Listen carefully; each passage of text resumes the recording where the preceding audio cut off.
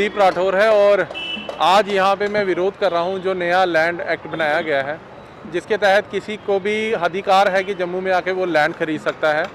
तो मैं जम्मू कश्मीर की जो एलजी सरकार है और उसके साथ साथ पीएमजी जो है, उनको एक मेरी रिक्वेस्ट है कि जो जम्मू की भूमि है वो जम्मू के युवाओं के लिए रिजर्व रहनी चाहिए।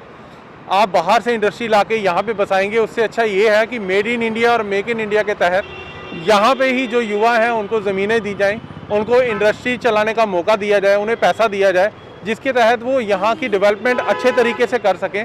और मैं ये सरकार को बता देना चाहता हूँ कि जहाँ तक आप समझते हैं कि बाहर से इंडस्ट्री ला के यहाँ पर बसा दी जाएंगी और जम्मू के युवाओं को वहाँ सिर्फ एक नौकरी का अधिकार ही मिलेगा, ये बड़ा ही भद्दा मजाक है जम्मू के युवाओं के साथ। 370 हटने के बाद आपने पहले उनकी नौकरियां छीन ली। मैं 15 साल जो लोग यहाँ रह रहे हैं उनको भी अधिकार दे दिया कि वो जम्मू कश्मीर में नौकरी कर सकते हैं। उसके बाद में एक एक्ट आप लाते हैं। मैं पूछना चाहता हूँ, क्या रोहिंग्ये भी अब ज़मीन जम्मू कश्मीर में क्या खरीद सकते हैं? क्या हमारे साथ वाला घर अब रोहिंग्यों का होगा? तो ये सरकार से मेरा प्रश्न और सरकार से मेरा सीधा अनुरोध है और विरोध भी है कि आप जल्द से जल्द इस एक्ट में अमेंडमेंट लाएँ और तुरंत ये अपील करें कि जम्मू कश्मीर की जो भूमि है वो जम्मू कश्मीर के युवाओं के लिए रिजर्व रहेगी और उनको पैसा दिया जाएगा कि वो यहाँ पे इंडस्ट्री खड़ी कर सके और रोजगार के नए नए जो तौर तरीके हैं उनका अनुसंधान कर सकें। कश्मीर में जो इलेक्शन हुए थे तब सरकार ने बड़े बड़े दावे किए थे डेवलपमेंट को लेके, यहाँ के यूथ को लेके, यहाँ पे रोजगार को लेके, यहाँ पर जो हालात उनको लेके, बट कहीं ना कहीं फेलियर साबित हो रहा है। क्या कहना चाहेंगे आप? टोटली फेलियर है, टोटली फेलियर है, टोटली फेलियर है। ये मैं बार बार कहूँगा। अगर जम्मू कश्मीर में सरकार कुछ करना चाहती तो सबसे पहले यहाँ पे जो महंगाई है दर है उसको हल करती, जो डेली विजिट 94 के बाद अभी तक पक्के नहीं होती उन्हें करती।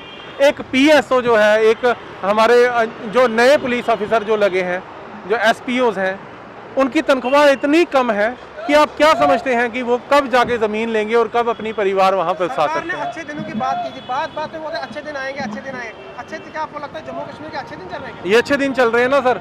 हमें अपने घरों से अब अपनी ज़मीनें छोड़नी पड़ेंगी क्योंकि हम लोगों के पास इतना पैसा है नहीं, क्योंकि रोज़गार है नहीं। हम लोग यहाँ ज़मीन खरीद नहीं सकते। जो बाहर से अमीर लोग हैं वो यहाँ पे ज़मीनें बनाएंगे, यहाँ पे इंडस्ट्री खड़ी करेंगे, यहाँ पे कंपनीज बनाएंगे। हाँ, हम नौकर के ओहदे पे ज़रूर रह सकते हैं। जो जम्मू कश्मीर का युवा जो डोगरा है, जो कश्मीरी है, जो मुस्लिम, जो सिख है, यहाँ के युवा, क्या वो सिर्फ नौकर ही रह सकते हैं? उन्हें अधिकार नहीं यहाँ पे इंडस्ट्री खड़ी करके जम्मू को सेटलमेंट करने की? जो आपको लगता है सरकार अपने फायदे के लिए, अपने प्रॉफिट के लिए ये सब कुछ कर रही है?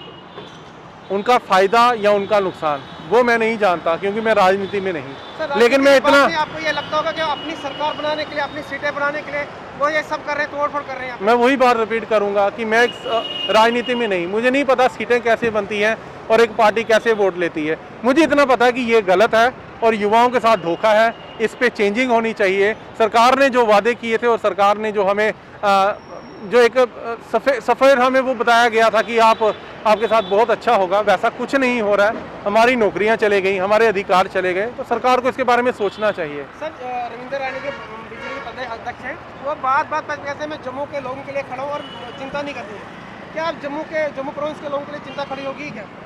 मैं जम्मू का हूँ। अगर वो जम्मू के युवाओं के साथ खड़े हैं तो ना वो मेरे इधर खड़े हैं ना वो इधर खड़े हैं। आपको कहीं दिख रहे हैं वो? तो वो कहाँ खड़े हैं? ऑफिस में बैठे हैं, एसी लगा है, सॉर्ट आउट हो रहा है। बहुत बढ़िया, जम्मू का युवा यहाँ खड़ा है। अगर वो चाहते हैं कि जम्मू को युवाओं के साथ खड़े हैं, आइए मेरे साथ खड़े होइए और संसद में इसका जो आपके जो अधिकारी संसद में जो बैठे हुए हैं वो इसके लिए लड़े, जम्मू के युवाओं के लिए लड़े, जम्मू के अधिकारों के लिए लड़े और तुरंत अमेंडमेंट हो तो हमें समझ में भी आएगा कि वो खड़े हैं। आपको लगता है जम्मू कश्मीर के जो लोग हैं इनको खाली वोट बैंकिंग और राजनीति के लिए इस्तेमाल किया जा रहा है? देखिए, पहले मैं नहीं समझता था, लेकिन ये जो रातों रात अमेंडमेंट निकलते हैं ना, तो ये समझ में आता है कि राजनीति अखाड़ा बनाया जा रहा है इसको। बार बार हर बार एक अमेंडमेंट, एक लॉ निकलता है, उसमें फिर संशोधन होता है। इस बार फिर निकला है, शायद फिर संशोधन होगा, लेकिन होना चाहिए और करना भी चाहिए। बहुत सी राजनीतिक पार्टियां जो हैं उसमें विरोध भी दर्शा रही हैं, कोई साथ में भी है। लेकिन जम्मू का जो आम नागरिक है, मैं कहना चाहता हूँ उसकी तनख्वाह कुछ नहीं है। 5,000, 2,000, 3,000, 7,000 तनख्वाह है और आप सोचते हैं कि वो इंडस्ट्री बना देगा।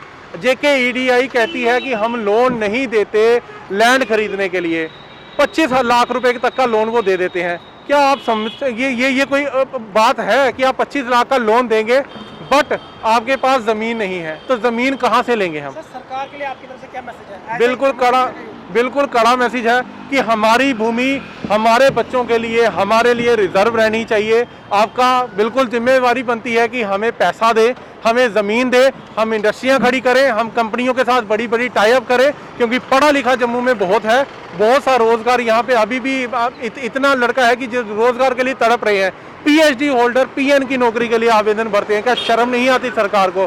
क्या उनके लिए इंडस्ट्री नहीं खड़ी करनी चाहिए? उनके लिए रोजगार के ढंग नहीं खड़े करने चाहिए? लेकिन हाँ, आपने एक अमेंडमेंट बना दिया कि आइए यहाँ इंडस्ट्री खड़ी करिए, यहाँ पे रोजगार की तरक्की कीजिए। हम क्यों नहीं कर सकते? हमें क्या प्रॉब्लम है? हमने भी तो वही शिक्षा पढ़ी है जो आपने हमें पढ़ाई है।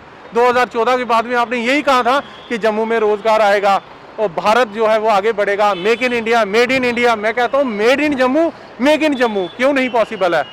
लेकिन अगर आप ऐसा नहीं करते तो आपके जो दावे हैं वो बिल्कुल ही खोखले हैं। और मैं बड़ा ही इसके लिए अनुरोध करता हूँ मोदी साहब को, और शर्मिंदा भी हूँ कि इस तरह के जो अमेंडमेंट है उसके तहत हमें बाहर आके विरोध प्रकट करना पड़ता है।